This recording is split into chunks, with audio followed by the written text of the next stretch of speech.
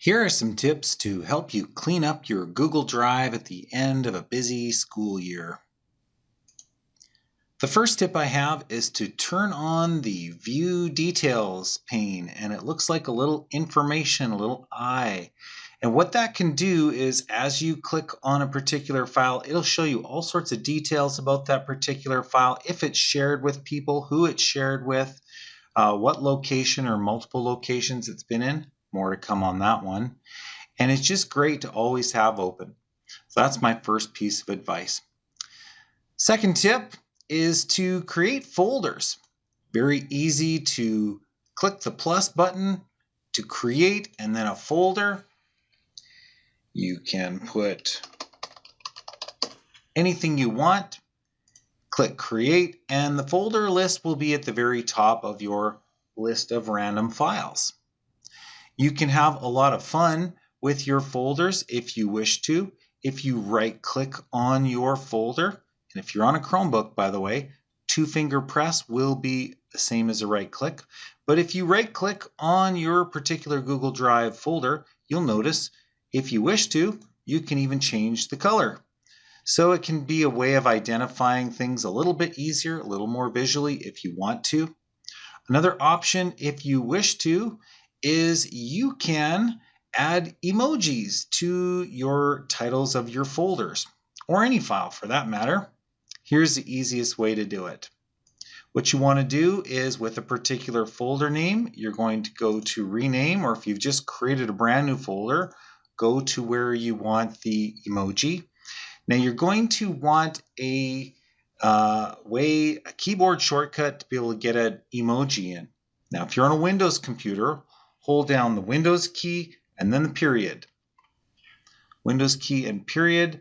You can just start typing if you wish to. And you can click on a particular emoji when it comes up. If you are on a Chromebook, you can simply go to wherever there's text. You can right click in that text field and you can choose emoji. And up will pop your emoji keyboard at the bottom of the screen where you can add in any emojis you want. And if you're on a Mac, it's Control, Command, Space, and that'll bring up your emoji list. So that is a way, if you wish to, you can add a visual element to your folders by adding that little emoji to it. Now you may, after a long time, have a whole bunch, dozens and dozens of unorganized individual files in your Google Drive. No problem. Very easy to organize these into different folders. My advice is, while you can see folders at the very top, you can theoretically drag and drop these files, but if you've got a very long list of files, it gets a little cumbersome. So here's my suggestion. On the left-hand side, click the little arrow next to My Drive, and what it will do is open up an entire list of folders for you. So what you can do at that point is you can simply drag and drop a file into a particular folder if you wish to. And that is one very easy way as you scroll down to clean up your files. If you want to select more than one file at once, I recommend you click on the first one, hold down the Control key, click on the second one, and you can pick and choose multiple files if you want them both to go into a particular folder. And they will be moved over to that folder right away.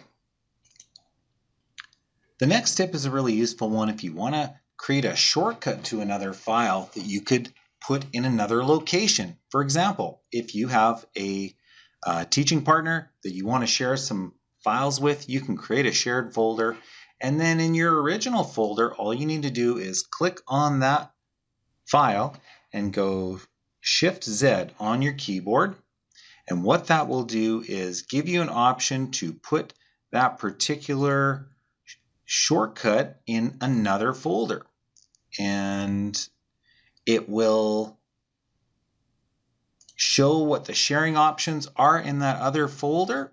And so now what you'll see is if I go to the other folder, you will see that there is a shortcut. You'll see a little curvy arrow right next to that. It shows that it is a shortcut for that particular thing. And in fact, it even shows it's a file that is a shortcut. Links back to the original location. Okay, so that is a really handy way to put a file in more than one location. Now, speaking of creating shared folders, let's go back to your drive. If I wanted to make a folder, and I'll just call it grade 4 shared, let's say I want to share it with one other grade partner.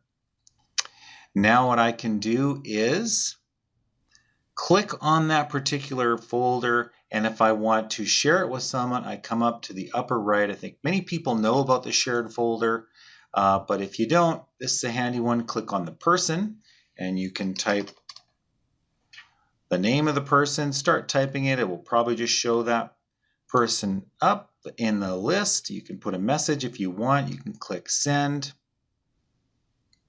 and it will share it with them. Now, similarly, if you open a particular folder that has been shared by someone else, let's just go see what it looks like on the other end for the other person.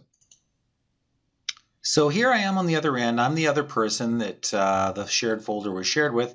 If I go to shared with me, I will see that grade 4 shared folder is there for me. I can double click on it and all the files will be there. But sometimes that's not enough.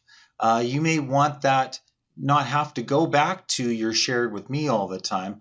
What you can do, if someone has shared a folder with you, go up to the name of that folder, click the down arrow, and choose Add Shortcut to Drive.